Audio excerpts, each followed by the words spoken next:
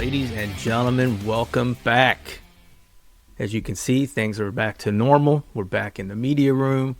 We're not just audio only this week. Last week was a crazy week. We had to figure it out. We had to make do, but we're back. Got a great show in store for you today. We're going to be talking about, we're going to be doing our coffee and catching up. Of course, we're going to do our NFL weekly pick'ems. Didn't have necessarily the best week like I had last week. And then for our third segment, we're going to keep it a little shorter today, but I thought I would actually talk about golf because that's what this podcast is supposed to be about. I know I kind of veered away from that last week a little bit, but I thought today that we would talk about setting your expectations on approach shots. And we're going to kind of zero in around 125 to 150 yards. I'm going to throw some stats up just to give you an idea of what we're talking about, because a lot of times I feel like people's expectations for what they perceive as what is actually a good shot as opposed to what isn't are very skewed. So we're going to get into that a little bit so we can all feel better about ourselves when we hit a ball 30, 40, 50 feet from the hole and think it's a terrible shot. I'm going to let you know a little secret. It's not. But we'll get to that. So without further ado, let's just jump right in to coffee and catching up. Got the Black Flag mug this week. You got to love Black Flag. If you don't, shame on you. You don't love punk music if you don't love Black Flag. All right. So, like I said earlier, last week was Thanksgiving. It was a great time. I deep fried a turkey, which is always just amazing. We did that. We took it over to some friend's house. My wife made some green bean casserole and a couple other things, and we all went over there, and we had a great time. It was a great day. And it got me to thinking, I feel like Thanksgiving is really more about the sides than it is necessarily the turkey. Because when you look around a room on Thanksgiving Day and everybody's eating, more often than not, they've got a plate full of just delicious everything, right? You know, green bean casserole, stuffing, mashed potatoes and gravy, cornbread casserole or cornbread in general or corn in general, just deviled eggs, anything you can think of. And then maybe on a little piece of the plate, you see like some turkey or some ham or whatever the meat might be for that day. So to me, in my opinion, I feel like it's more about enjoying all the sides than it is really about whatever meat is you cook. And then, of course, you eat until you can't breathe. And then you eat dessert just because it's dessert, it's there. And like I said last week, it's no holds barred, right? It's full send, eat until you're disgusted with yourself, and then fall asleep. And that's exactly how we did it. And it was a great day. Friday, I played in a golf tournament at Sleepy Hole over in Suffolk. And it was cold, man. It was cold. It was almost borderline too cold to play. Almost. And it wasn't so much that it was like temperature cold. I mean, it was only 44 or 45 degrees. But Sleepy Hole's right on the water. And there was probably a 30-mile-an-hour wind, 25, 30-mile-an-hour wind coming off the river. And it was terrible. It was terrible. So the ball wasn't flying already because of the temperature. But then you add the wind into the mix, and it made for a pretty long day. We had a good time. You know, I played with some friends. We always try to get paired up together when we play in these tournaments, and we had a good time.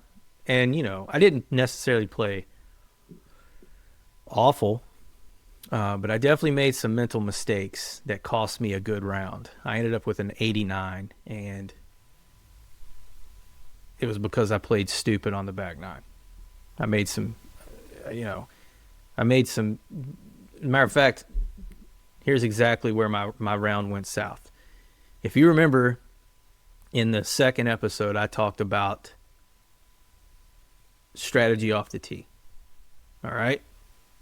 So the front nine, I played pretty good. I shot 42. Not too bad. I mean, given the conditions, I was perfectly fine with a 42.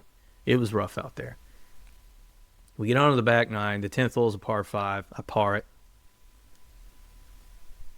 The 11th hole, I got in trouble off the tee in a fairway bunker that had a really high lip. And I clipped the lip coming out of it, and it only went a few, maybe 40 yards. So I ended up with double bogey on that hole. Should have been a bogey. I missed a pretty easy putt for a 5. But then the 12th hole. 12th hole is a par 3. It was playing about 168 into the wind.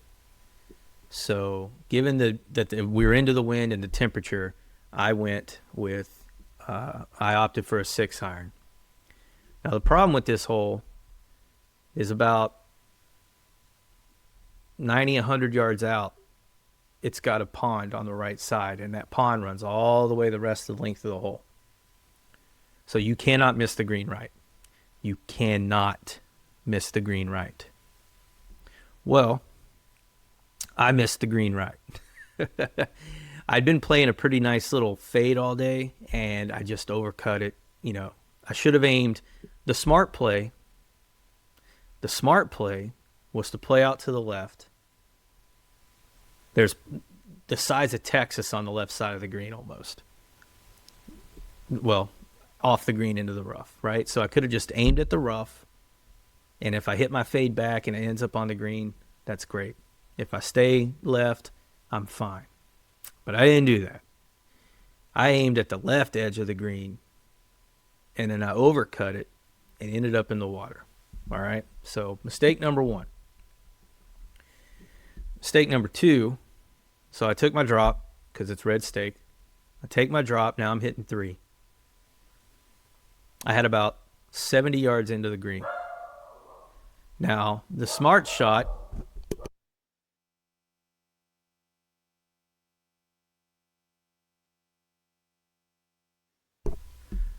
Sorry, man. Once again, my dogs. So I had about 70 yards into the green. I drop. I take a sand wedge. And instead of just, having the mentality of get the ball on the green and try and 2-putt and get out of there with a double bogey, I decide I'm going to go flag hunt, which I told you guys is not the right decision. But I did it anyways, and my ball came up a couple yards short of the hole where the green starts to slope down and back towards the water. This is literally what I was talking about. And sure enough, my ball lands on the green, checks up, spins back, and goes back in the water.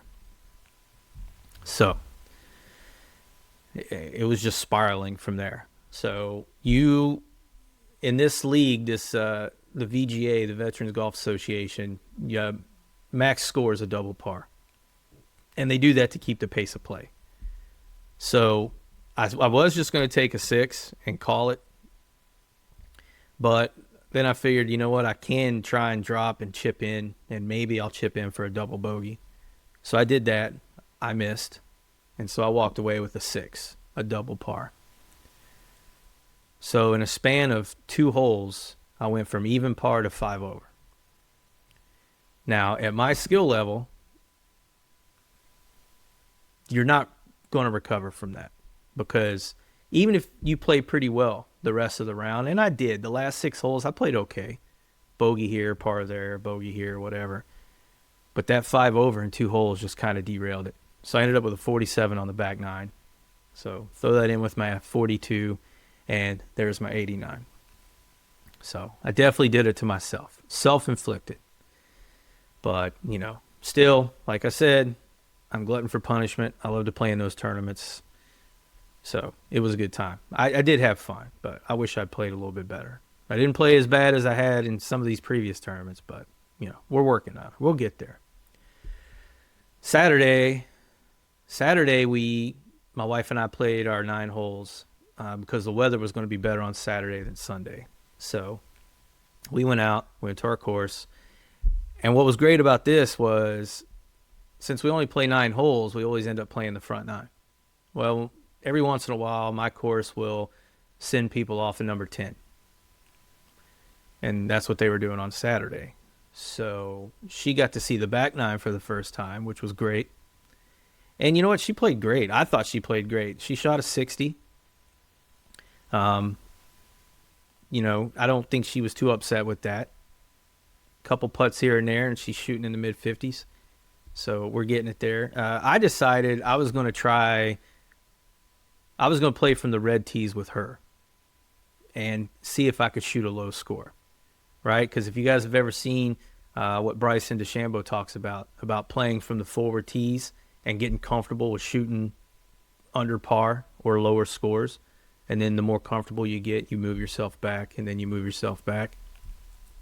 I decided to give that a go, and actually I ended up playing not worse, but I did not play any better, because it's a whole nother strategy if you move up to the most forward tees.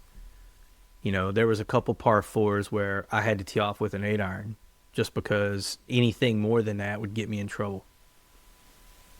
I only ended up with 1 birdie on the par 5, which I was happy with, but my goal was obviously to shoot around even par or even under par, and I actually shot 3 over, 39. So I played better the previous week at Riverfront on the front 9 playing from my tees than I did playing from the forward tees on Saturday. But it is what it is. I'll probably try it again now that I got a better idea of what I want to do and what I need to do. So we'll see how that goes. I also saw this thing on Instagram that I'm thinking about trying. The guy that does social content for Golf Digest threw up this post about what could you break 100 from the tips of your golf course with only 3 clubs. I think I could do it. I definitely think I could do it. I think I could break 100 for sure.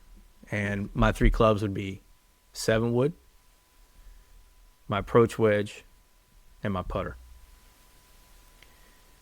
Because I feel like, well, one, you got to have your putter.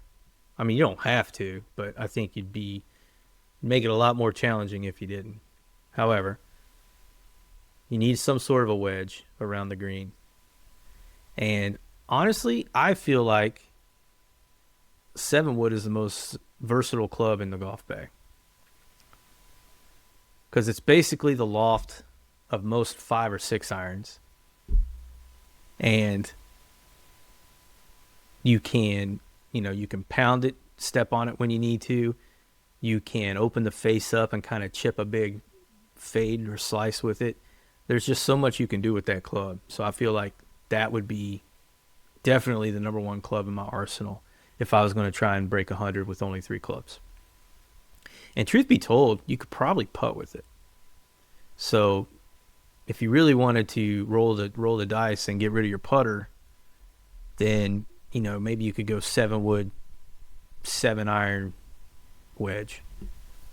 But I would feel more comfortable if I actually have a number in mind, then I would definitely want to have my putter in the bag to try and help me secure that. So I might do that. You might see that in the future. It sounds like a lot of fun, to be honest with you, and I definitely think I can do it. But so anyways, that was golf on Saturday. Sunday we adulted. There's always a day of the week you have to adult. So, the food shopping, all that stuff. We did go get pedicures. Now, for any of you guys out there who may think you are too manly for a pedicure, I'm here to tell you, they're like the greatest thing ever. And I don't care who hears me say that. I mean, getting your feet and your calves and you're basically from the knee down, getting those worked on and massaged and pampered. Yeah, I said pampered. I don't care.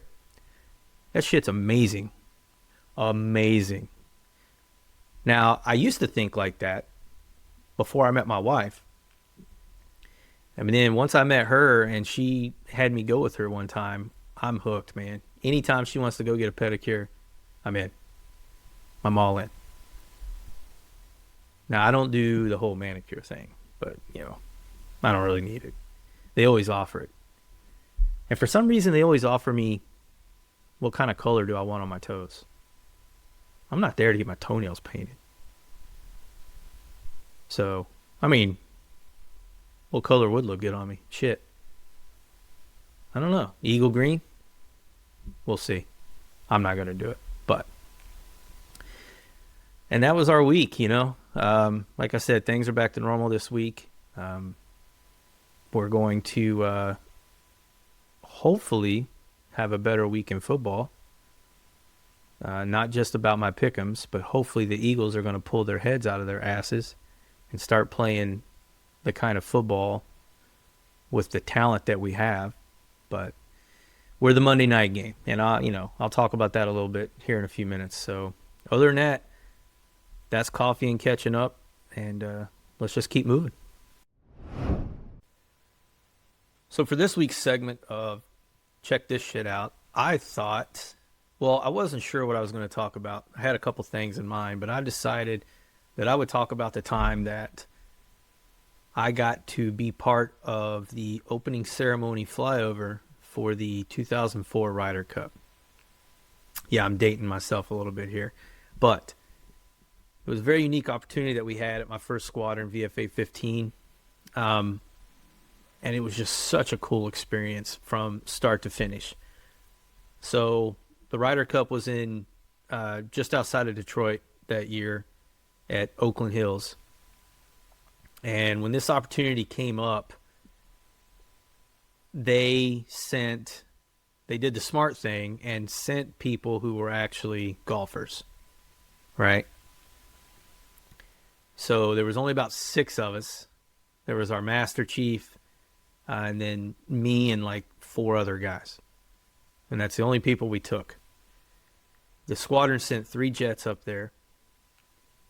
4 jets, sorry. And so we fly up commercial. Anytime you go on debt in the Navy, everything's paid for. You have a government travel card. Generally, they fly you commercial.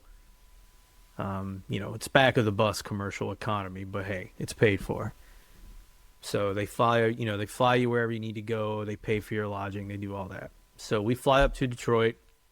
We get our rental car. We drive over to the town where Oakland Hills is. We get checked into our hotel rooms. And then we head over. This was on Wednesday. Before, the opening ceremonies are on Thursday, and then the Ryder Cup starts on Friday. So we get up there on Wednesday, and our jets fly up from Virginia Beach, and they land. And we're operating out of this little private hangar of an airline called Million Air. Get it? But, so the jets land, and we take care of them. We put them to bed, so to speak. That's what we call it.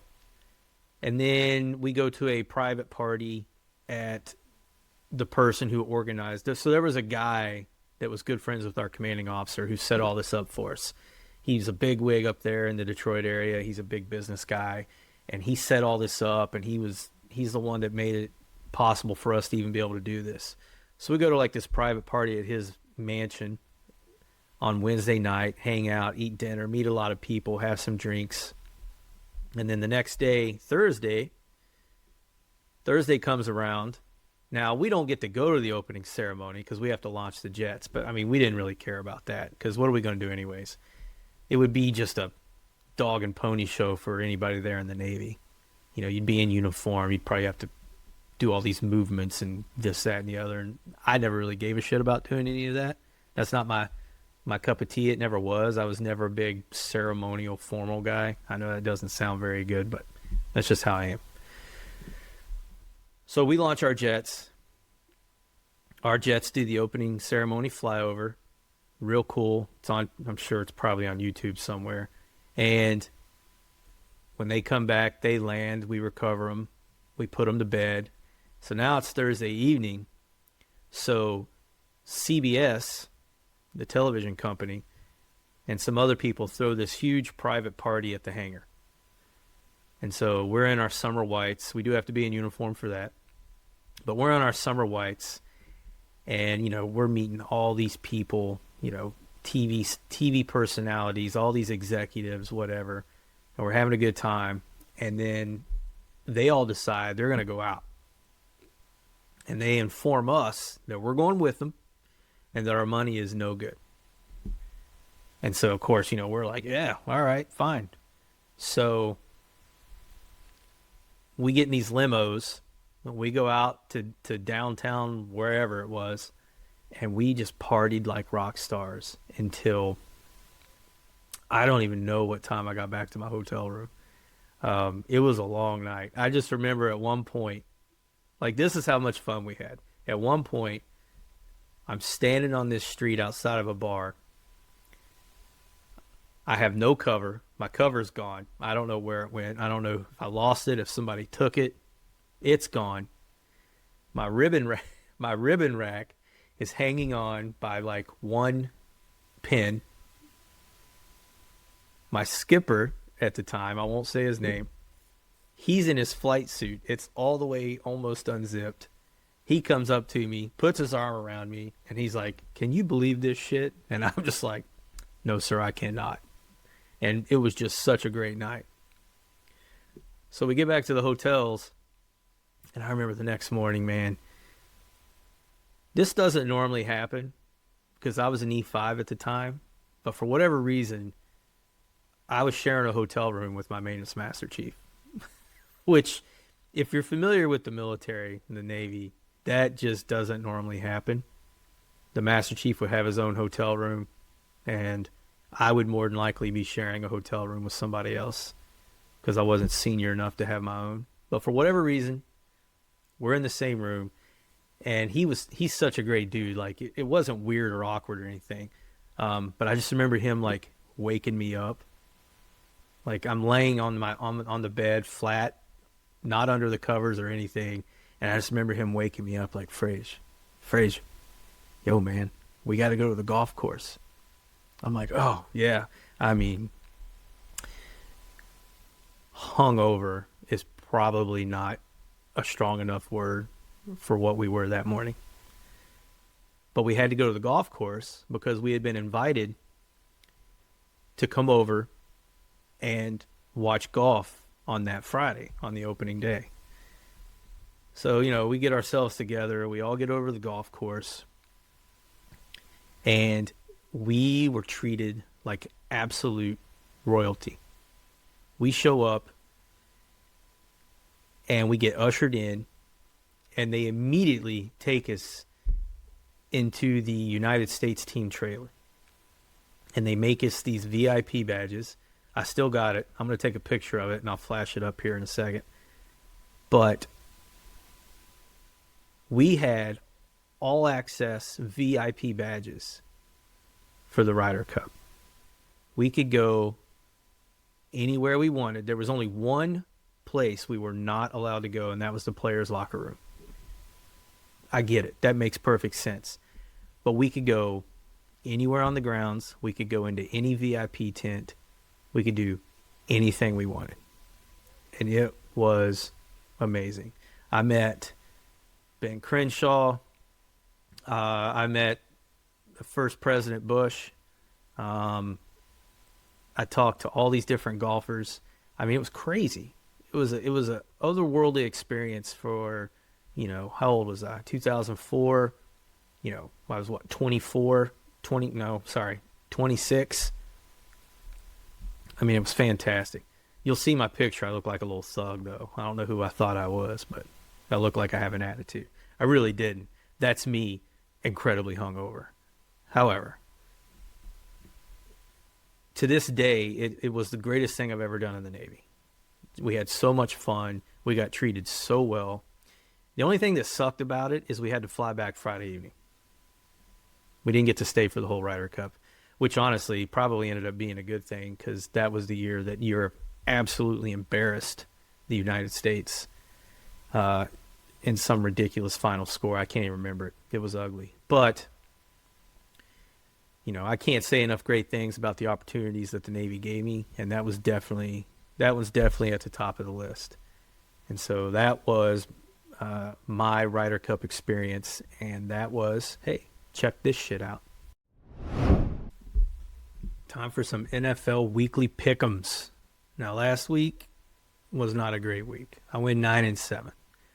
I started 0-4, so I did make a little bit of a comeback, but I lost all 3 Thanksgiving Day games. And then, of course, I lost the Eagles game because we currently suck ass. I mean, we got embarrassed. We got embarrassed by the Chicago Bears. Not only did our offense live up to its expectations of not doing shit, but they ran all over our defense. They had 2 100-yard rushers, and they averaged like 6 yards a carry. I mean, it was bad, embarrassingly bad. And we have a great defense, so I'm not sure what happened there. Bad game planning. Maybe Chicago's offense is just that good. Maybe their offensive line, maybe it's the best in football. I don't know. But they flat out whipped our asses. And so there's nothing that Philadelphia can say to defend anything in that loss.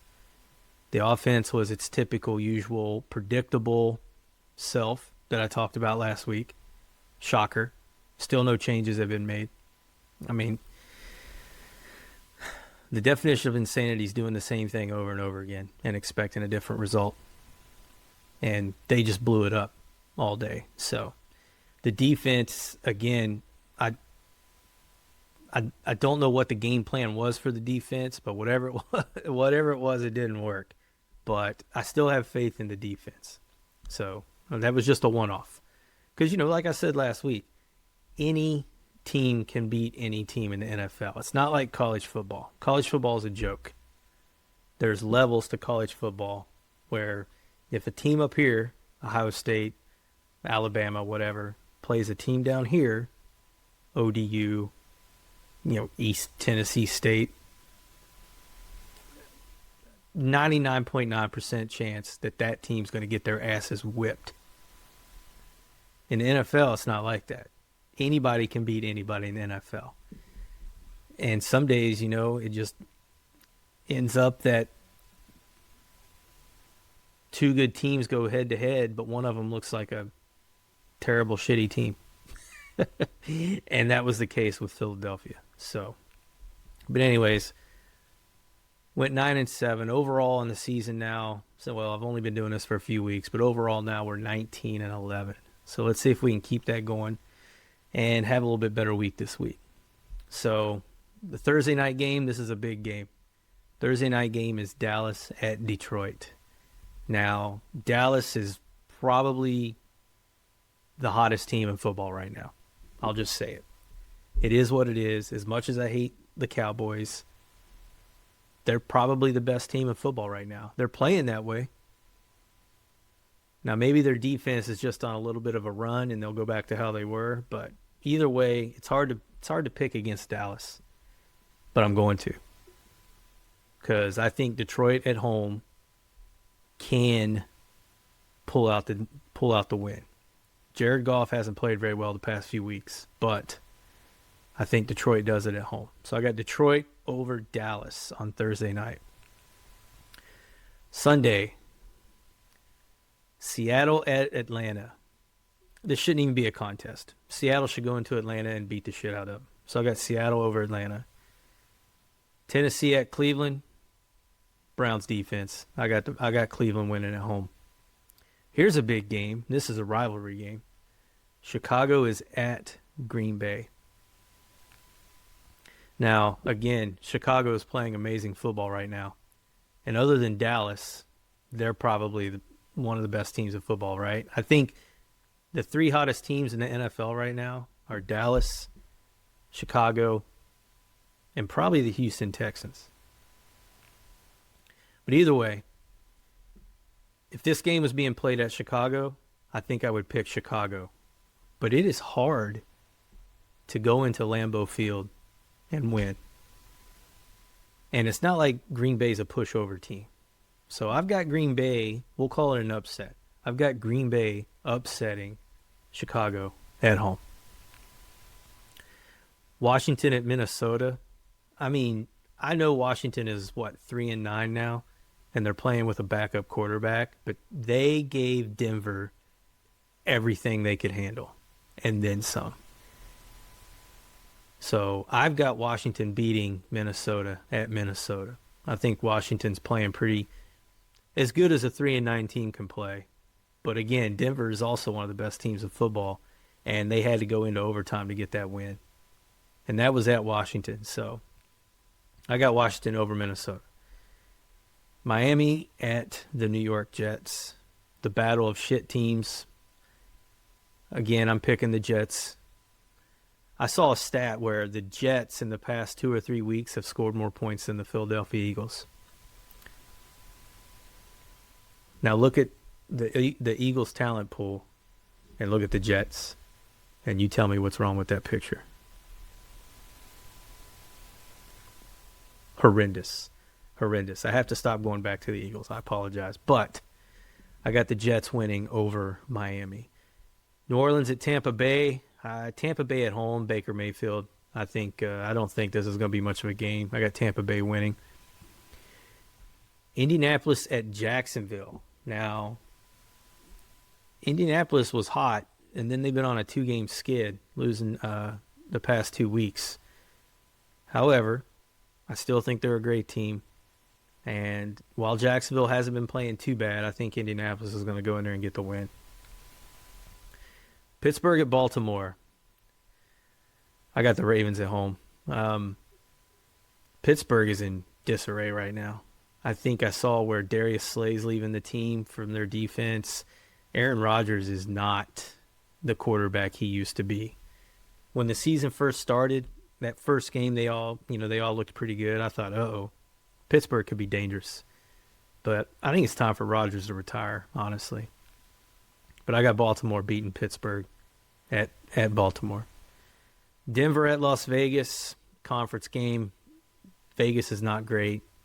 Denver's a good football team. I got Denver winning. Cincinnati at Buffalo. This ought to be a really good game, actually. Even though Joe Burrow's back and they did win last week, I don't think they're going to go into Buffalo and beat Josh Allen and the Bills. So I got the Bills at home. Los Angeles Rams at the Arizona Cardinals. Now, I don't know how to explain the Rams going into Carolina last week and losing. It's just one of those weeks, right? It's not like Carolina's a terrible football team, but the Rams should have handled them pretty easily, and they did not. But I think they'll bounce back this week, and I don't think they're going to have any issues with Arizona. So I got the Rams over Arizona. All right, I mentioned Houston earlier. Houston at Kansas City. Now, this is a big game for a few different reasons. One, because I just said Houston's one of the best teams in football right now, and they are. But where I feel like I said last week, Kansas City losing to Dallas, they probably still have a shot at the playoffs, but Dallas, if they lost, they were out. Well, Dallas won. Kansas City lost. So now those roles have reversed, and I think if Kansas City doesn't win Sunday, they're not making the playoffs. They're out. And that's crazy to say considering they've made the AFC Championship game every year that Pat Mahomes has been a starter. So I feel like this is a win or go home game for Kansas City. And so I've got Kansas City winning at home against Houston. But again, I feel like, my days of rooting for Kansas City are over. That was a one and done with Dallas. So I'm picking Kansas City because it's the smart pick. But if Houston wins, I won't be disappointed. Finally, the Monday night game. The Philadelphia Eagles at the Los Angeles Chargers. Both teams are 8-4. Both teams have injuries. I'm hoping that Philadelphia will rebound, pull their heads out of their asses, and start playing Philadelphia Eagle football again. So I will always pick the Birds, but I'm hoping that while they haven't made it public, changes have been made in the offensive play calling. I'm hoping. And we're going to find out. Because you're not going to be able to go into the Chargers and play like you've played the past few weeks and get a win. Jim Harbaugh will not let that happen. So, but anyways, those are the picks for this week. Hopefully we have a much better week than we had last week. Hopefully the Eagles get back to their old Super Bowl form and play like we know how to play. But that's to be determined. But those are your Week 14 weekly pick'ems. Okay, so for this segment, today I wanted to talk about setting realistic expectations for our skill level on approach shots. So essentially an approach shot is any shot that you intend to put the ball on the green. That's an approach shot. Now, the most common area that we find ourselves in is usually 150 yards and in. So the stats I'm going to talk about today are from 125 to 150 yards for approaches, because that is where we spend a lot of time.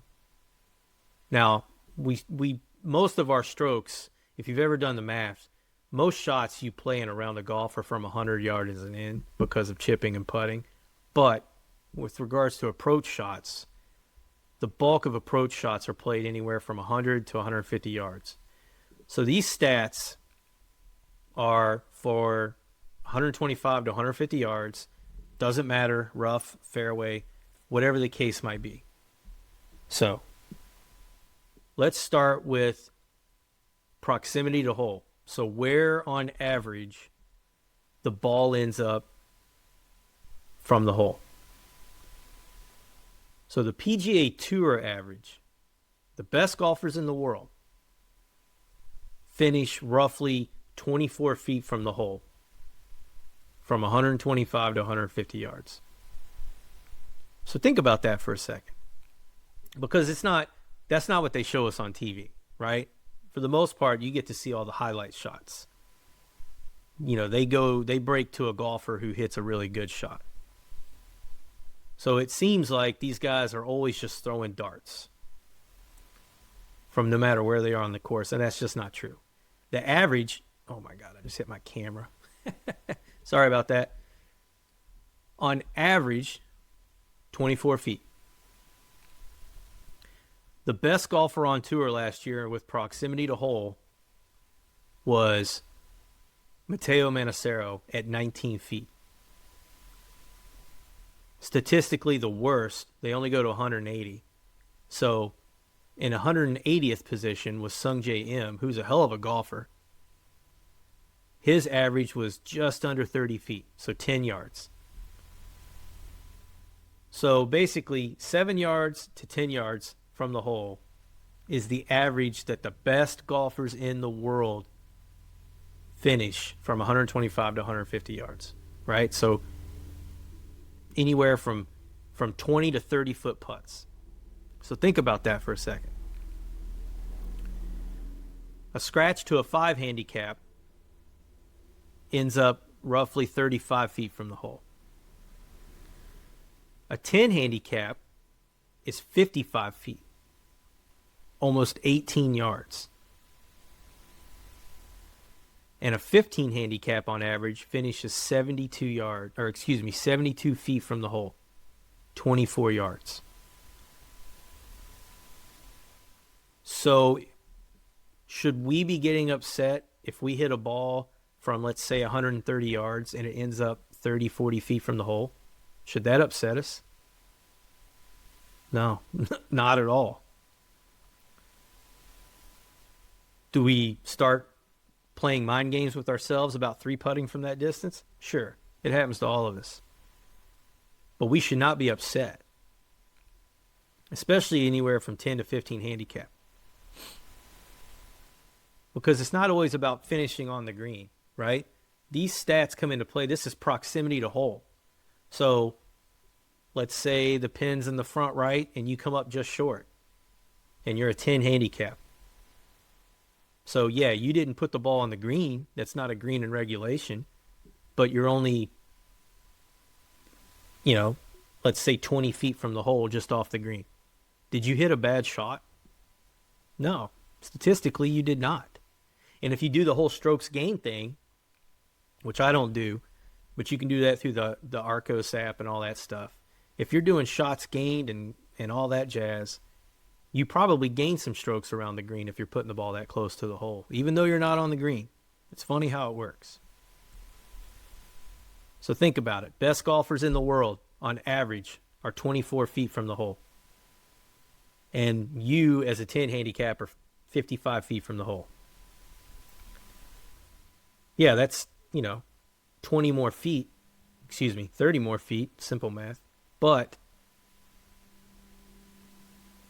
is it the end of the world? No, it's not. So you should not get upset when you hit a shot like that and you have 40 or 50 feet in. Okay, you're playing up to your skill level. If you're a 10 handicap and you're constantly outside of 70 or 80 feet, even if you're off the green or whatever the case might be, yeah, you're probably not playing well that day. But if you're putting the ball inside of, we'll just say 15 yards, which is even better than the stats. If you're putting the ball anywhere from 45 feet to the hole and in on approach shots, you're having statistically a good day. So think about that. Now, having said that about maybe missing the green, let's talk about the percentage of times that we hit the green in regulation, from 125 to 150 yards. Again, doesn't matter, fairway, rough, whatever. And if you're unsure, a green in regulation means that you've got the ball onto the green and you've given yourself a chance at a birdie putt. That's what a green in regulation means. If it's a par 4 and you're not on until your third shot, you got one putt for par, that's not a green in regulation. Does that make sense? All right. So the tour average for 125 to 150 yards is 70%. Okay, it's very high. Yeah, they're going to hit the bad shot. But you know what? A lot of times, these guys are flag hunting, especially if they've got a wedge in their hand. So sometimes they miss the green. They're just off the green, like maybe a foot or two off the green, but that's still not a green in regulation. So you have to think about things like that with tour players. Having said that, 70% of the time, they hit a green in regulation. For a scratch golfer, it drops down to 55 to 58%. That's a big difference. And that's why they're scratch golfers, and those guys are tour. For a 5 handicap, you're going to hit the green roughly 50% of the time. 10 handicap, 44. And a 15 handicap, 39% of the time. All right? So, as a 15 handicap,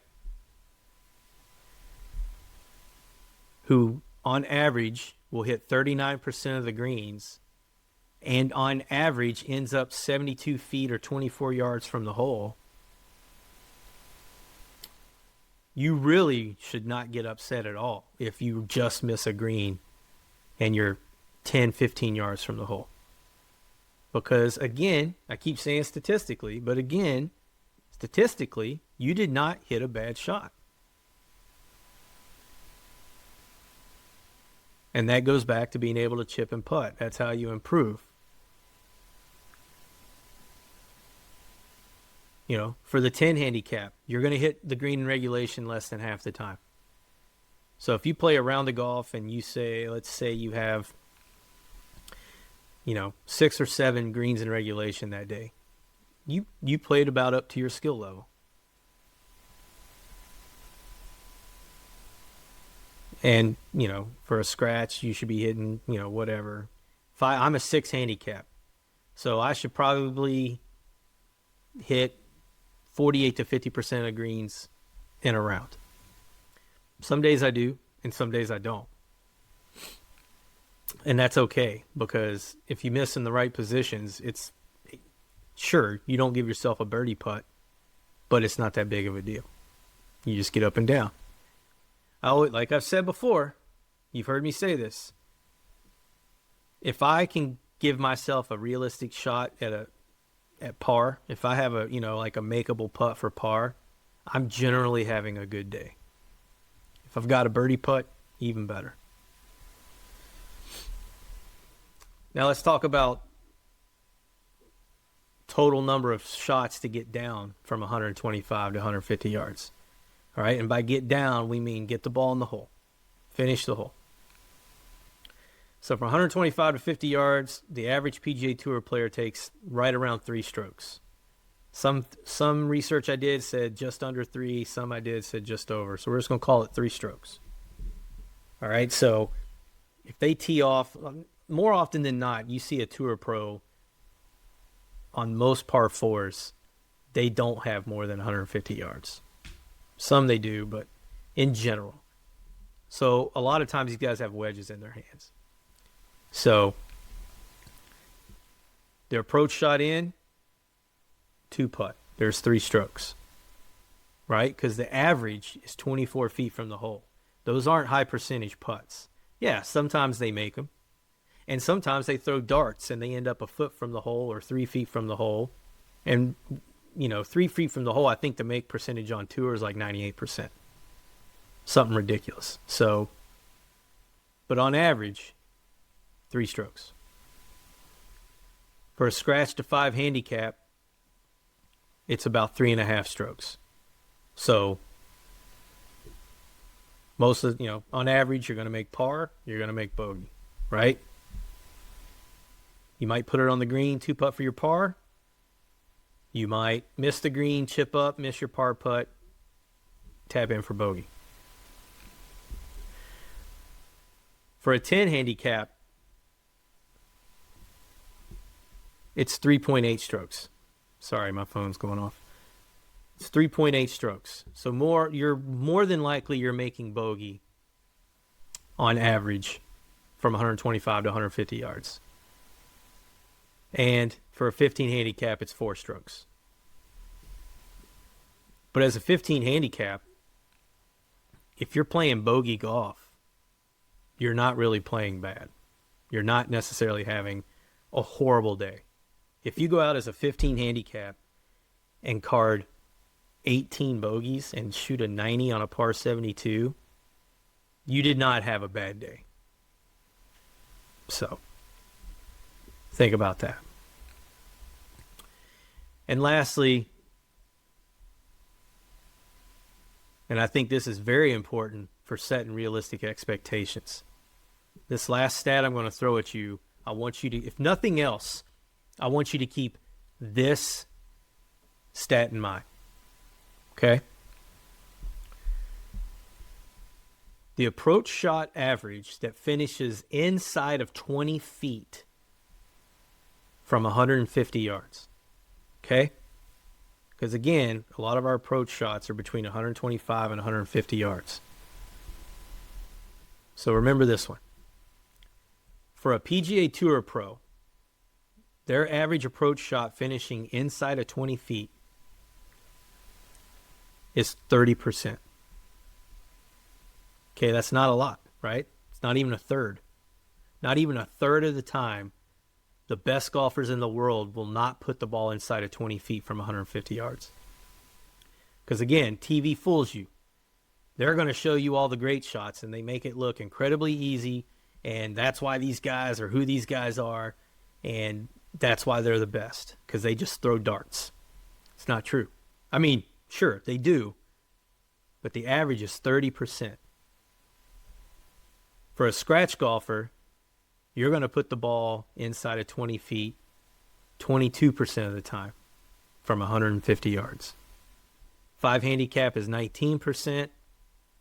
10 handicap is less than 10%. And a 15 handicap is less than 5%.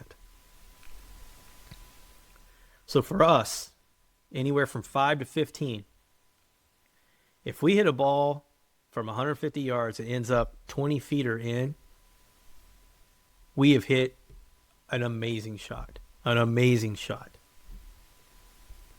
And even if you don't make the putt, and there's a high probability, the percentages say you're not going to.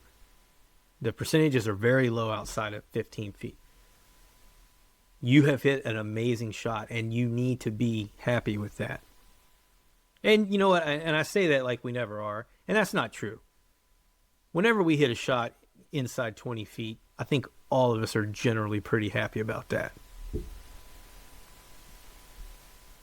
But the point I'm trying to make is, even the best golfers in the world, on average, do not normally do that. They are normally, more than 2/3 of the time, they are outside of 20 feet. So we have no reason to be discouraged if our approach shot ends up 30, 40, 50 feet from the hole. Because again, statistically, we did not hit a bad shot. So take that, run with it, keep it in your your database there, because I believe that having that kind of mental approach and that kind of understanding of knowing what is a good shot and what isn't a good shot will help your mental aspect while you're on the course, and I think you'll play better. Don't get discouraged if you miss the green, because if you missed it inside of your window, right? 15 handicap, 24 yards is your average window for proximity to the hole. So if you're just off the green and you're 12, 15 yards to the flag, you didn't necessarily hit a bad shot. You're actually playing a little bit above your skill level. Because it's not all about fairways and greens, right? Golf is a game of misses. And I don't know if I've said this before. I tell this to my wife, and I've told it to other people, but I don't know if I've said it on the show. But when Greg Norman was the number one golfer in the world, he said in an interview one time, I think it was at the Masters, he said, if I hit one shot around exactly like I meant to hit it, it was a good day. Think about that. The number one golfer in the world saying that. Because what we call that, the shot, right? The shot that keeps you coming back. I don't do it every round, but every once in a while I'll hit that one shot, and it might be like a 100-yard wedge shot. But it will be exactly how I meant to do it, and I will get the exact result that I wanted. And that makes my whole day, because I hit the shot that I was trying to hit. So keep that in mind. If you feel like you've got an easy approach shot in from 125 yards and you pull it just a hair left and you miss the green, stop and think, where's my ball, where's the hole? It's not necessarily a bad shot. So keep that in mind. Take this with you. Use these stats to your advantage, because again, the mental aspect of this game is a big deal. And knowing these types of numbers and working with these types of numbers will help you improve, because it's going to put you in a better state mentally. So there you go. Okay, that is a wrap on this week's episode. I hope you guys enjoyed it. I love making these. I love doing the research and trying to put out good info for you all. Please like, follow, and subscribe, and comment wherever you get your podcasts. That's how we help the show grow. And when the show is growing, it helps other people discover it and circulate it. So again, for those of you that are following, thank you so much. It does not go unnoticed. And until next week, send it.